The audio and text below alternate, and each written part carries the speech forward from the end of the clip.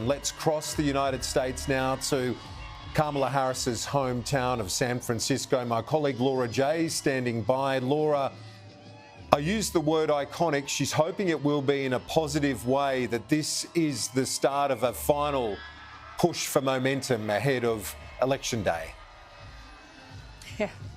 Yeah, it certainly was word perfect. Every word was chosen very carefully there, wasn't it, Kieran? This is the last kind of closing argument speech. That's how it's been billed by Team Harris. There is a week to go in this US presidential election. And you know, and I know, KG, that a lot can happen in that time. But if you want to get things perfect in front of a 40,000 strong crowd of supporters in DC, that is the way to do it. What she is hoping to do is reach those voters in swing states where she is still largely undefined. They're not quite sure about her. We know from an open mic moment and from her campaign that they're worried about black men in some of these swing states not voting for Kamala Harris. I mean, Barack Obama has said as much. He's almost really chastised some of these voters in person at some of the rallies he's done personally. So this was a speech about contrast and the location. It started with the location, the very spot that Donald Trump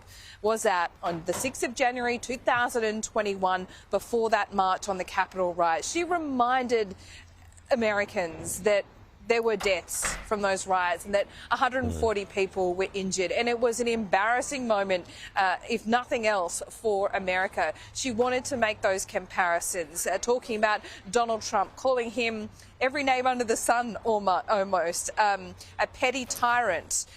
He has not changed in 4 years. He is selfish. He's all about himself and his own legacy. And then she pointed to her own history as a district attorney here in San Francisco and a prosecutor.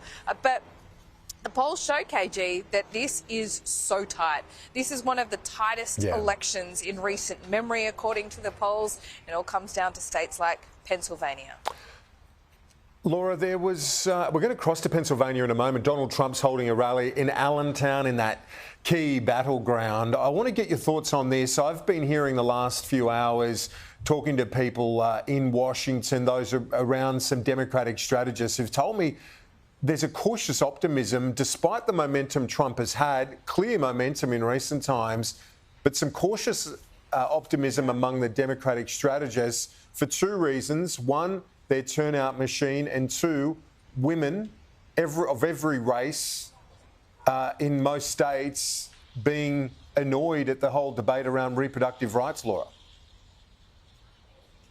Yeah, I think, well, especially here in San Francisco, we're picking that up. That's what every single woman that we've spoken to has talked about. Roe v. Wade, the right for a woman to choose. But you would expect that in blue states like California. You know, this is the bluest of the blue. It's whether they reach women in particular in those swing states. And I've got to say, Kieran, when you look at the media, it is so fractured in this country. There is left and right, and they ruminate over certain things. And if you look at CNN, for example, today, every single panelist and every single interview is about that comedian at Madison Square Garden. Now, does that kill Trump's chances? Absolutely not. But at this point in the campaign, it colours it. It takes off a few points, if you like, and it matters when it comes to turnout. But when it comes down to states like Michigan, Wisconsin, Pennsylvania, on the other coast, well, this message really matters today. Kamala Harris didn't